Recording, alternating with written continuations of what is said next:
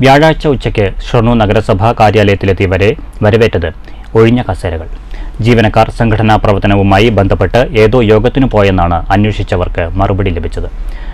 General superintendent മാത്രമാണത്രേ ഓഫീസിൽ ഉണ്ടായിരുന്നത്.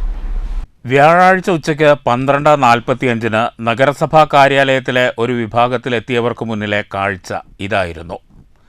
ഒഴിഞ്ഞ കസേരകൾ മാത്രം. ആകെയുണ്ടായിരുന്നത് സൂപ്രണ്ട്. മറ്റ് ജീവനക്കാർ ആരുമില്ല. അന്വേഷണത്തിൽ മറ്റുള്ളവരെല്ലാം യൂണിയൻ മീറ്റിങ്ങിന് പോയെന്നാണ് അറിയാൻ കഴിഞ്ഞതെന്ന് ഓഫീസിലെത്തിയവർ പറഞ്ഞു.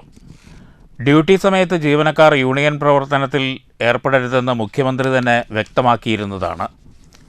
ഇതിനുപോലും ജീവനക്കാർ വില കൽപ്പിക്കുന്നില്ലെന്നാണ് ഈ കാഴ്ചകൾ വ്യക്തമാക്കുന്നത്.